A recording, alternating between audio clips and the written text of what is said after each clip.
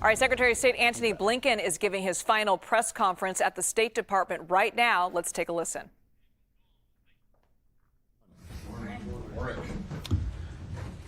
So we said we would run through the tape, and I think we've been going in a full sprint. This has been quite an eventful final week for this administration, making good on the President's commitment to use every minute, every day of every week that we had to get results. When I came down here on my first full day in office, back when I had a little bit less gray hair, as my daughter likes to point out, I spoke about how the work that we do to keep the American people and the world informed through you, with you, could not be more important. Most of us have traveled well more than 1 million miles now together. We've done it with a remarkable press corps, people that I've gotten to know as colleagues.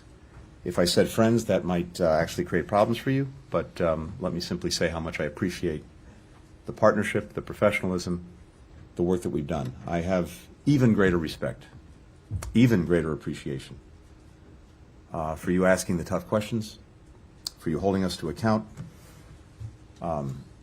being on the receiving end. Sometimes that's not always the most comfortable thing, not always the most enjoyable thing, but it is the most necessary thing in our democracy. Reporters in Gaza were on the receiving end of your bombs. Why did you keep the bombs flowing when we had a deal? I'm happy to address questions. We had a deal. Everyone in this room knows we had a deal, Tony, and you kept the bombs flowing. I'm happy to address questions when we get a chance. Thank you. Order on the mantle of your commitment to Zionism. Did you want to finish? Why did you allow my friends to be massacred? Why did you? I'm happy to address your questions when we get to questions. Thank you. Thank you. You helped destroy our religion, Judaism, by associating. Yeah, I have a statement. Yeah, I have a statement to make. Thank you. You waved the white flag before Netanyahu.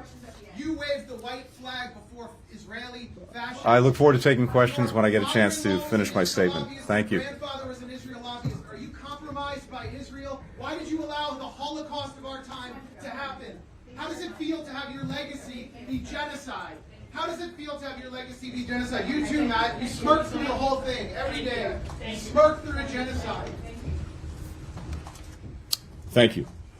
And thank you, Matt. Now, I've got a few more things to say, and I'm happy to take any question about anything, as we've done these past 4 years.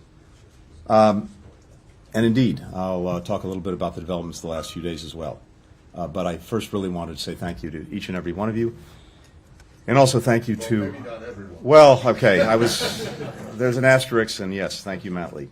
But also to a remarkable press team here, led by Matt Miller, who do the work every day of trying to make sure that you're informed, the American people are informed. Let me also just take a step back before diving into the developments of this week, these last days, just to consider how far we've come over these past 4 years, and also to think a little bit about where we might be going from here. When President Biden took office, the United States faced the worst public health crisis in more than a century. It faced the worst economic crisis since the Great Depression, and unprecedented breaches with allies and partners around the world. Our adversaries saw a historic opportunity to work together to challenge our interests, to challenge our global standing, to challenge the international system of rules and principles on which our security and prosperity depend. First time I had an opportunity to speak at length in this role, I laid out how we would work to leverage American diplomacy to safeguard and accelerate America's renewal, how we would reimagine and revitalize our greatest strategic asset, our unmatched network of allies and partners, to deliver on issues that actually matter in the lives of our fellow citizens, matter in their livelihoods, matter in their futures, and to defend against increasingly assertive and aggressive revisionist authoritarian powers. And also, how we'd modernize our own diplomacy to try to deliver on these priorities, to ensure that this department is ready to meet the tests of a more contested, a more complicated, a more combustible world. As President Biden emphasized when he was here on Monday, thanks to historic investments at home and around the world, the United States can now operate from a position of greater strength to tackle all of these challenges. Our adversaries and competitors are weaker. Our strategy of renewal to set the stage for America to win the fierce competition to shape a new era of international affairs to the benefit of our people, to the benefit of people around the world. And I think this week was another reminder, both of the power and the purpose of American leadership and American diplomacy. Over 15 months of devastating conflict between Israel and Hamas, we've worked to broker a deal that would bring hostages home, that would stop the fighting, that would surge humanitarian aid to people who so desperately need it, that would create the space to conclude a permanent ceasefire. We now have that, and we expect implementation of the agreement to begin on Sunday. As President Biden said yesterday, after more than 400 days of struggle, a day of success has arrived. I want to thank our fellow mediators, Qatar and Egypt, for their extraordinary partnership. And I want to thank my colleagues, in particular, Jake Sullivan, Bill Burns, Brett McGurk, for their remarkable skill, tireless dedication over these many months of negotiation. Will you recognize the Geneva Conventions apply to the Palestinians? And again, I'm happy to address questions when we have a chance. I'm happy to address questions in a moment. Thank you. This is a moment of tremendous relief for Israelis and Palestinians alike. The daughter of one hostage spoke for many when she said, "I can't wait to see them come back to their families. I'm so desperate to see them." A mother of 5 displaced from Gaza City said simply, "We are being reborn." It's also a moment of historic possibility for the region and well beyond. It's going to take tremendous effort, political courage, compromise to realize that possibility, to try to ensure that the gains that have been achieved over the past 15 months at enormous, excruciating cost are actually enduring, to manage the still profound risks, to deliver on the promise of a more integrated Middle East. And simply put, to forge this reality, there are 2 immediate imperatives. First, to fully implement the ceasefire deal. And then second, to finalize a plan, an effective plan, as I spelled out earlier this week, that provides for Gaza's transitional governance, its security, its reconstruction, and that can make the halt in fighting endure. Delivering on these 2 priorities will in turn create the conditions for Israel and Saudi Arabia to normalize relations between them, which will require a credible pathway to a Palestinian state. On each of these imperatives, we've delivered concrete progress and we've laid a foundation for success, which we will hand over to the incoming administration.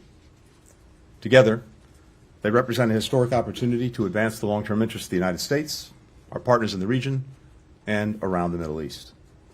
In Ukraine as well, we've seen the results of steadfast American leadership. We rallied and kept together some 50 countries to help Ukraine defend itself from Putin's war of aggression. Through Ukrainian courage and also Western resolve and firepower, Ukraine repelled Russia's invasion and took back half the territory it originally seized. We've marshaled commitments from countries around the world that will help Ukraine deter and defend against future attacks and stand on its own feet militarily, economically, democratically. We've also imposed the most ambitious sanctions and export controls ever on Russia, cutting off its biggest banks, reducing dramatically Europe's reliance on Russian energy, oil and gas, almost to zero at this point. As a result of some of our latest sanctions, Russian oil tankers are piling up along the Chinese coast, unable to offload. Ukraine will continue to stand as an independent, democratic nation anchored in the West with the freedom to choose its own future. If we sustain our support for Ukraine, if we continue to exacerbate Putin's growing manpower and economic dilemmas, we can continue to help Ukrainians gain leverage to negotiate a just and secure peace. Now, I got back from what was my 21st trip to the Indo-Pacific in this job just a short while ago, a region where the United States is now competing from a position of strength. We brought our regional allies together, our partners together, around a shared vision for a free and open Indo-Pacific, where goods and ideas and people flow freely, where rules are applied fairly and transparently, where countries are free to choose both their own path and their own partners. We enhanced bilateral relationships with our core treaty allies, with Japan, South Korea, Australia, the Philippines. We forged a new era of trilateral cooperation with Japan and Korea, with Japan and the Philippines as well. We re-energized the Quad with Japan, India, Australia, strengthened our relationships with ASEAN, the Pacific Island countries, elevated partnerships with Vietnam and Indonesia. As the DPRK and the PRC continue to fuel Putin's war of aggression against Ukraine, underscoring how European and Asian security are indivisible, we've also built enduring bridges between our Pacific and Atlantic allies and partners. Australia, Japan, and South Korea have provided important support to Ukraine. In 2021, European allies were on the verge of signing a massive trade agreement with China. Now they're coordinating with us on everything from investment screening mechanisms to supply chain resilience to pushing back on China's overcapacity and unfair trade practices. At the same time, we've managed our competition with China responsibly so it doesn't veer into conflict, while also cooperating on challenges where the world expects great powers to lead and where it's clearly in the interest of the American people, from climate change to fentanyl. We've also demonstrated that other countries can rely on the United States to tackle some of our biggest shared challenges and deliver on some of our own on their own national aspirations, preventing disease outbreaks, enhancing food security, accelerating the clean energy transition, bringing together a global coalition of more than 160 countries to address the synthetic opioid crisis. As we celebrate the return of hostages in Gaza, including Americans, as we look to relief for the people of Gaza, I'm also thinking of all those U.S. citizens who are held wrongfully, who are hostage in countries around the world. I carried with me. Miller says he doesn't know about the Hannibal directive. Again, I'm happy to address questions in a few more minutes. I look forward to answering questions in a few more minutes. Thank you. Thank you. Thank you. Thank you. Let him answer some questions. I look forward to answering questions. Thank you. Instead of making another speech every day. Sir, would you like to be escorted out? Go ahead. You don't have the responsibility to tell me where to go. Do you want to be escorted out or not? I want him Thank to you. answer questions. I look forward to answering questions in a minute. Thank you. I'm not a potted plant. Everyone will have an opportunity to ask a question in just a minute. Thank you. Miller So- has explicitly told me he will not answer my questions. I'm justified So- in what I'm doing. I have no greater pleasure in this job than crossing off a list I carry in my pocket, the names of those who had been arbitrarily detained and unfairly held hostage, unjustly held hostage, and bringing them home, returning them to their families, returning them to their loved ones. Finally, I just wanted to share this morning. Get your hands off me. Get your hands off me. Get your hands off me. Answer a damn question. I look forward to answering questions in a few minutes. You know about Israel's nuclear weapons. Everybody from the ICJ. I was sitting here quietly, and now I'm being manhandled by 2 or 3 people. You pontificate about a free press. You pontificate about a free press. You are hurting me. You are hurting me. You are hurting me. I am asking questions after being told by Matt Miller that he will not answer my questions until I'm asked. Please, sir, respect the process. We'll have an opportunity to take questions in a few minutes. Wasn't the point of the May 31st statement to block the ICJ orders? You blocked the ICJ orders. Please, sir, respect the process. Thank you. Oh, respect the process. Respect this process while everybody from Amnesty International. From Amnesty International to the ICJ saying that Israel's doing genocide and extermination, and you're telling me to respect the process. Criminal, why aren't you in The Hague? Why aren't you in The Hague? Why aren't you in The Hague? Finally, we've worked to modernize our diplomacy so that we're more agile, we're more effective, we're more prepared for the challenges of a new era. We've reorganized this department to lead on issues that increasingly animate our diplomacy, whether it's emerging technology, public health, strategic competition, economic statecraft. We've embraced new tools and approaches, from integrating data and AI into the work that we do, strengthening our capacity to anticipate, to plan for risks, as well as opportunities in this more volatile world. Maybe most important, we've invested in our people, improving our hiring and retention practices, diversifying our workforce, strengthening our training, providing more support to employees throughout their careers. We've hired the largest Foreign Service Officer class in more than a decade, and we've grown our Civil Service Corps at the fastest rate in more than 20 years. It was gratifying to me, and I think to everyone in this department, that among the first and last stops President Biden made in his tenure was right here at the State Department. I think that is powerful evidence of the trust that he placed in us to carry out this country's foreign policy. Our diplomats represent this country with exceptional skill, with professionalism, with heart. They often do so at great personal sacrifice, little fanfare, in some of the world's most challenging environments.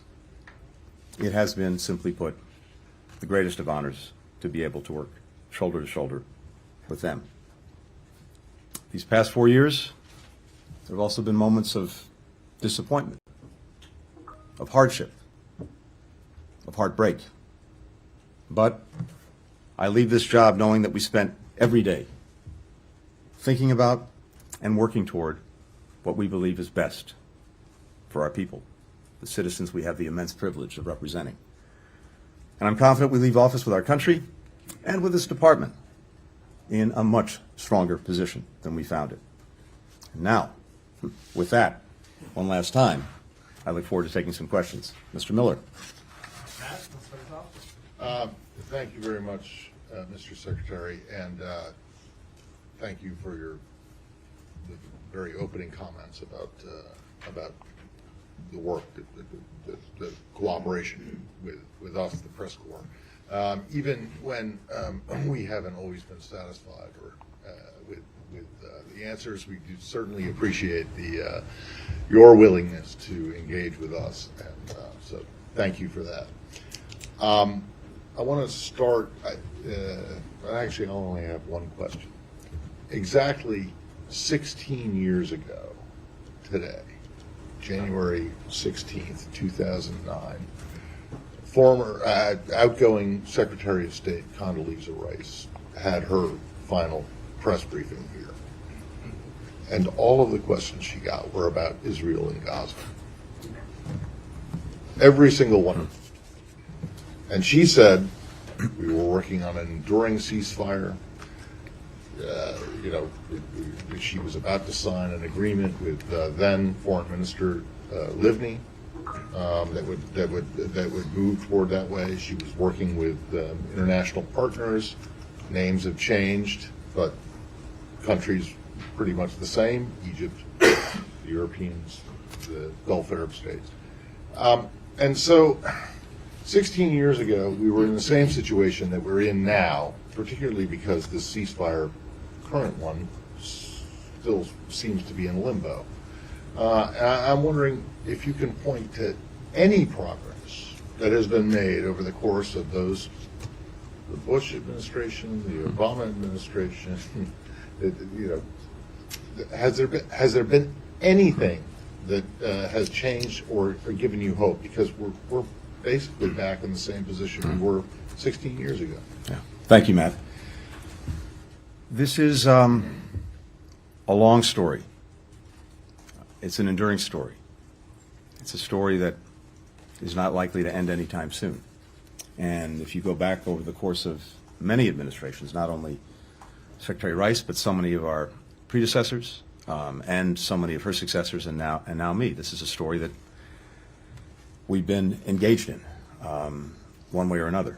And I think each of us has probably brought the conviction to it that we could and should do everything possible to try to get to and write a better conclusion, a good conclusion for the story. And so many of us, for many years, have labored to do just that. I think one of the lessons that we have to take away is that as resourceful and as powerful as we are, at the end of the day, we can't make decisions for others. They have to make them. They have to make hard choices. They have to take chances. We can do everything possible to push, to prod, to encourage, to support, but ultimately the decision lies with those most directly concerned. That's one thing.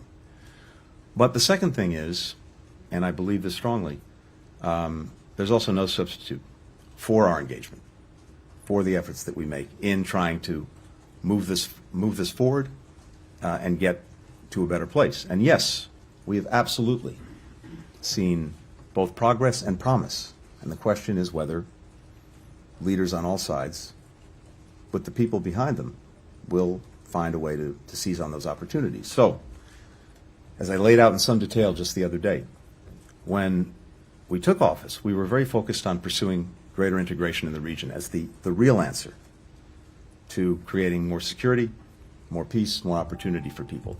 Not trying to change individual countries, governments, societies, but bringing them closer together. And before October 7th, we've done a lot of work on this integration, building on the Abraham Accords of the first Trump administration, pointing toward the normalization of relations between Saudi Arabia and Israel. And as you all know, we were all planning to go to Saudi Arabia and Israel because we'd made so much progress on the normalization accords on October 10th, a trip that, of course, didn't happen, to do two things: to try to help finalize agreements that were necessary to get to normalization, and as part of that, to find a clearer way forward, a pathway to a Palestinian state, vital to Saudi Arabia, very important to us as well.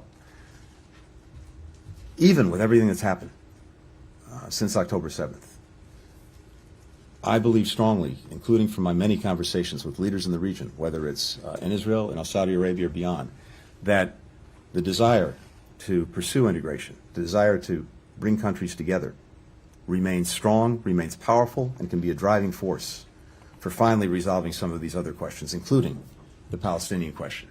Israel's deepest desire from day one of its founding was to be treated like any other country in the region, to have normal relations. And it's been demonstrated that that's possible and desired. But it requires, among other things, ending the conflict in Gaza, which we are now on the verge of doing as a result of everything that we have put into this, an agreement that President Biden put forward before the world in May, got the entire world to endorse. And in the months since, we've been working to negotiate the final details and get it implemented, and that's where we are now.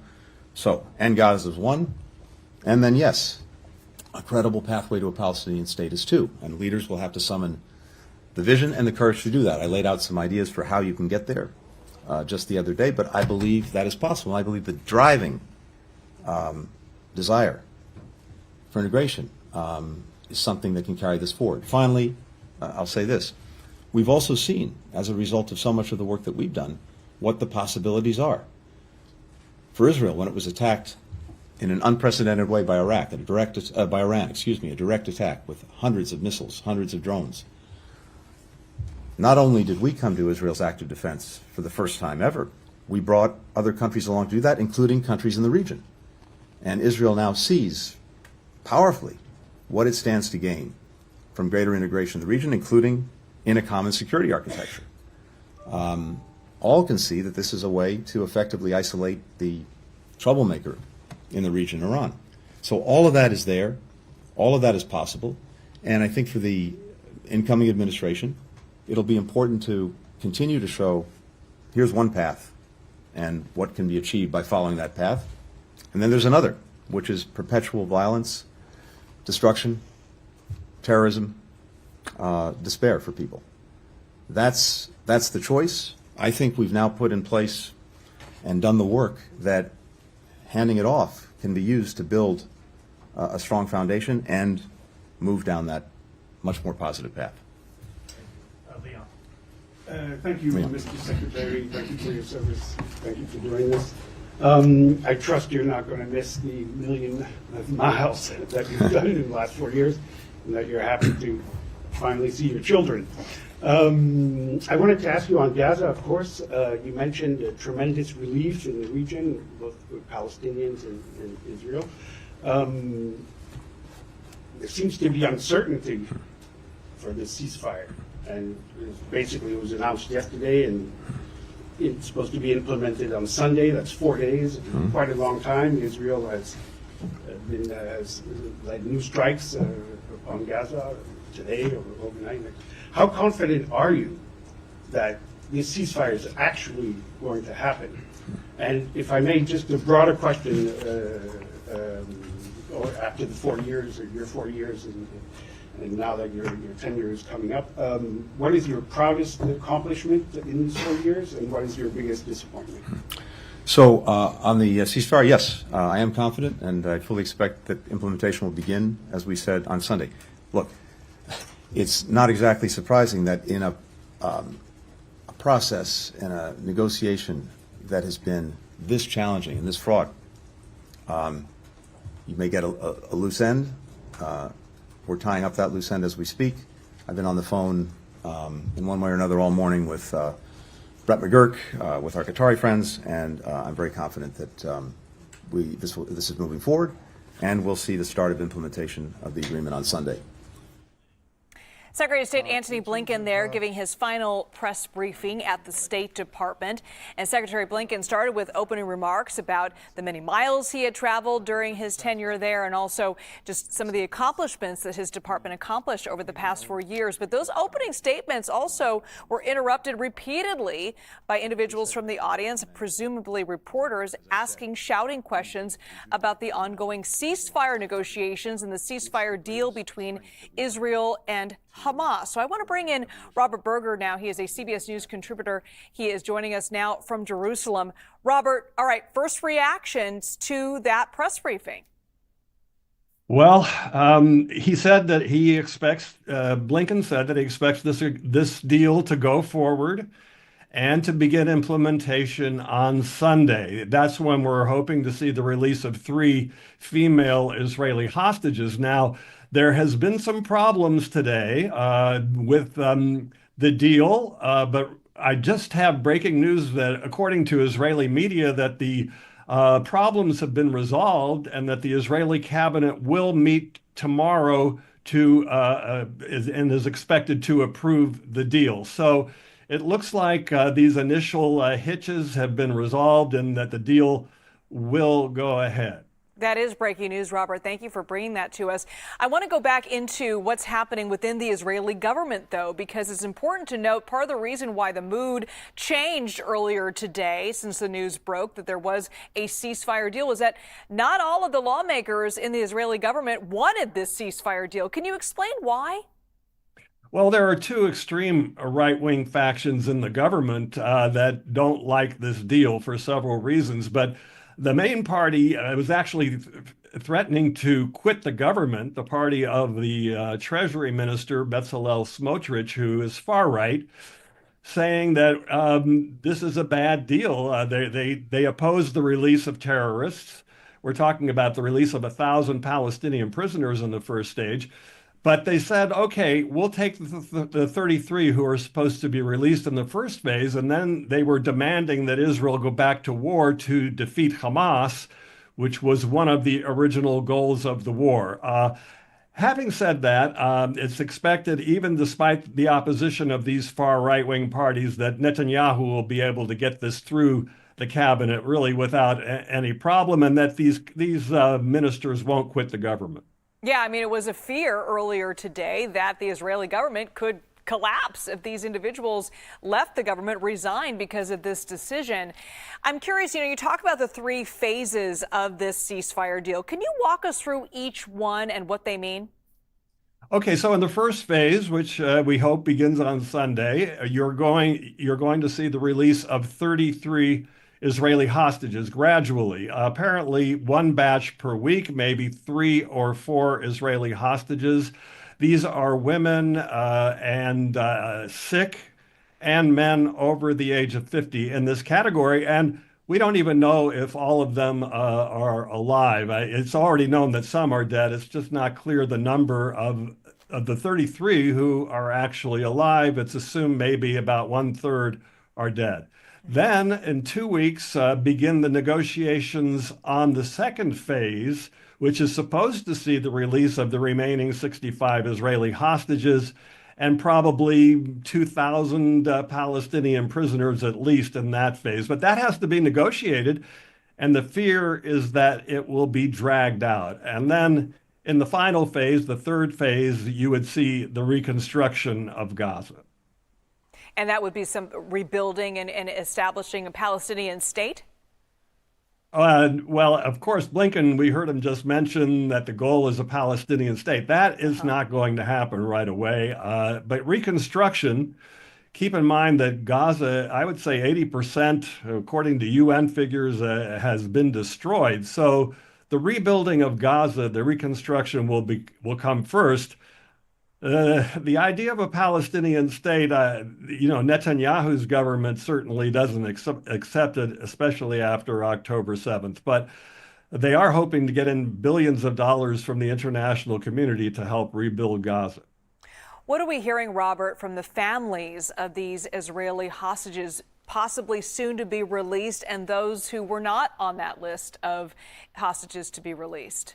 Exactly. I mean, of course, the ones who are in that category, say young women, female soldiers, and other young women who were taken hostage, they're, of course, extremely hopeful, even though no one knows who's going to come out in the first batch of 3. And there are concerns that somewhere along the way, the whole thing could be derailed. But there are certain families who are going to fit into who are going to be among the 33 families. They're going to see the release of their loved ones, but 65 other families, no closure at all. I want to take a bigger picture look at this, Robert. Where is Iran in all of this? What has their reaction been to the ceasefire deal? Has there been a reaction from Iran? Well, Iran overall, in the bigger picture, that was a big backer of Hamas. And Iran also backed Hezbollah in Lebanon, which has been virtually defeated by Israel. And Iran has been weakened by Israeli attacks on their air defenses. So they've kind of taken a back seat here. Hamas, maybe that's why Hamas actually was willing to make a deal, because its former backers, Hezbollah in Lebanon, and of course Iran, they're pretty much out of the picture, and Hamas was alone. So that's probably what goaded them to go for this ceasefire now. And Robert, I want to give you the opportunity to repeat that breaking news that we brought you at the beginning of this conversation about, there was some concerns that the ceasefire deal was being held up for a multitude of reasons, but now it sounds like that deal is moving forward, correct? Yes, I'll pin this on Israeli media. The headline that I saw just a short time ago was that the problems have been resolved and the cabinet is expected to meet tomorrow to approve the deal. All right, CBS News contributor Robert Berger from Jerusalem, thank you so much.